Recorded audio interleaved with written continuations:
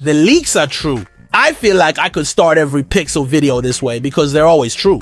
But I just got some hands-on time with Google's new budget phone, the Pixel 9a, and right off the bat, there are a few things that I'm really happy about. First of all, and most importantly, the price stays the same at $499. So in a world where we have questions about inflation and tariffs and a whole bunch of other variables, this phone is the same price that the Pixel 8a was. Nice. And then design-wise, okay, I have mixed thoughts about this. So on one hand, it's pretty boring, and I just really don't find any of it that great. Like, I feel like I just got done praising the Pixel series last year for stepping up their hardware game with really locking in their identity as the phone with the visor. Like, you look at a Pixel, it's recognizable. No other phone looks quite like it. And then this comes out, like, where did the identity go? But on the other hand, you'll notice something. There is no camera bump on the back of this phone. Not just a little camera bump or a small set of rings. No, there's no camera bump, nothing. And how long have we been asking phone manufacturers to do this? Like you've seen the YouTube comments,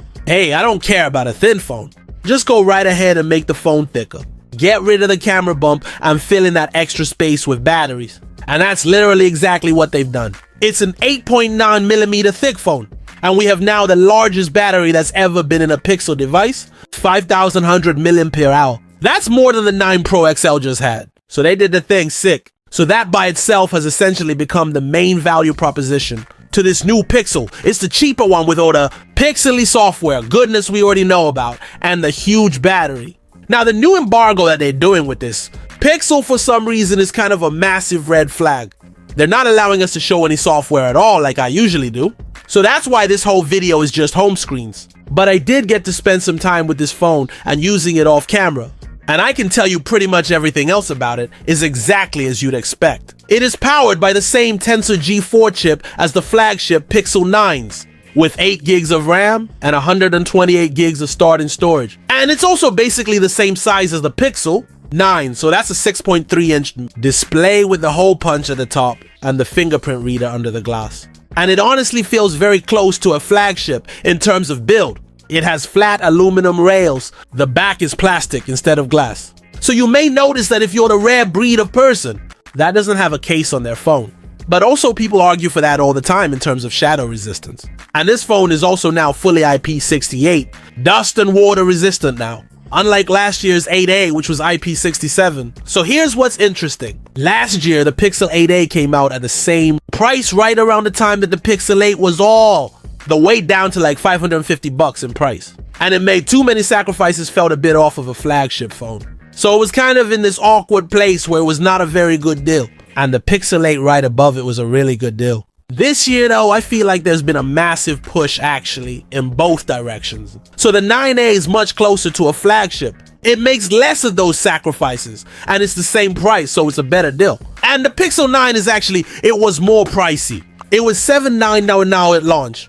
And so now it's down to like $640 at best. So it's not as good of a deal. So there's enough separation now between the two where I'm not just telling you to go buy the flagship. The 9A actually represents a good bang for the buck. It seems to be almost the same display as the Pixel 9, same 120Hz max refresh rate, which yes is still off by default at 60, but also same brightness, same resolution, just a slightly worse contrast ratio. And it's Gorilla Glass 3 instead of Victus 2, and it isn't missing any of the software features that make a Pixel.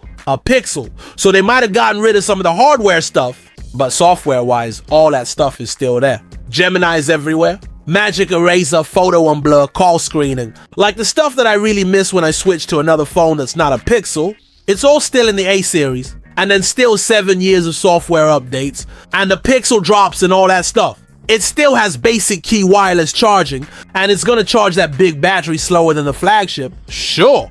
But then also with these dual cameras on the back, it's a 48 megapixel main camera, plus a 13 megapixel ultra wide.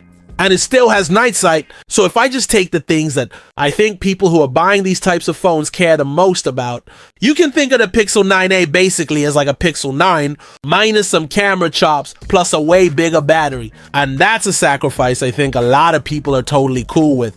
And it's way cheaper. So in general, like, are people really going to notice the plastic on the back versus glass? Or are they going to notice a slightly slower charging when the battery's bigger? You have a case on your phone anyway. Like, I don't think that's gonna be a huge deal to a lot of people. So I think at this price is actually pretty perfect positioning. So there's 4 colors available again. Black and white are still here.